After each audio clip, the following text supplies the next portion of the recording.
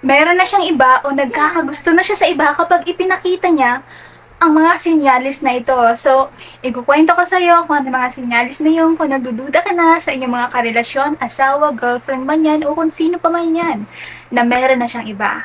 Siyempre, unang-una ay umiiwas na siya sa iyo. Nagbibigay na siya ng space. Alam mo yung sa relasyon na, magbigay naman tayo ng space sa isa't isa. Huwag na muna tayong mag-usap sa loob ng 1 week o sa loob ng 1 month. Huwag na muna tayong mag-chat. Magpalipas na muna tayo ng panahon kasi nalilito na ako sa nararamdaman ko kapag sinabi niyo ng isang tao.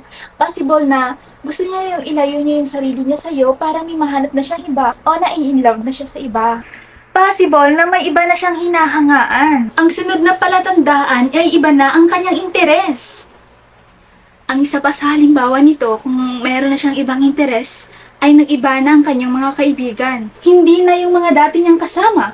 Senyales yan na may iba na siyang gusto. Hindi na siya nag-share sa'yo. Hindi na siya nagkukwento. Yung tipong dati ikinukwento niya kung ano ang nangyari sa maghapon niya, ngayon hindi niya na ikinukwento. Mas marami na siyang pinagkakaabalahan. Hindi niya na kinukwento yung kung ano yung ginawa niya, kung saan siya pumunta, ano ang kinain niya. Isa na yung senyales na may iba na siyang gusto. Pang-apat, nagbago na ang kanyang ugali. Binobola-bola ka na lang niya.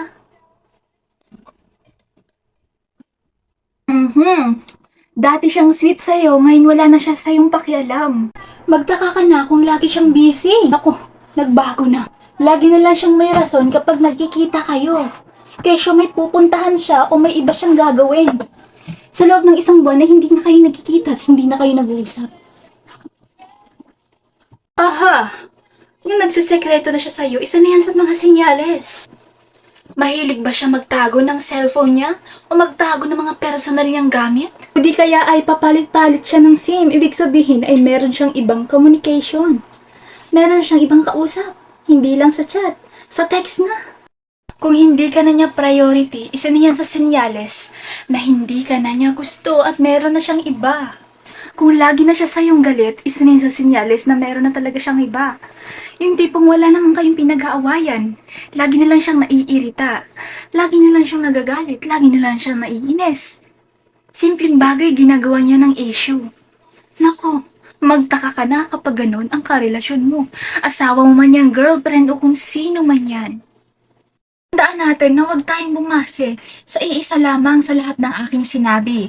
Kung lahat ng ito ay kanyang ginagawa, nako, nakakasyokot na yan, girl. Usapin mo na siya. Sabihin mo ano bang nangyayari sa relasyon natin. May iba ka na ba? Mahal mo? Nagustuhan mo ang video na to? Don't forget to subscribe! Bye-bye!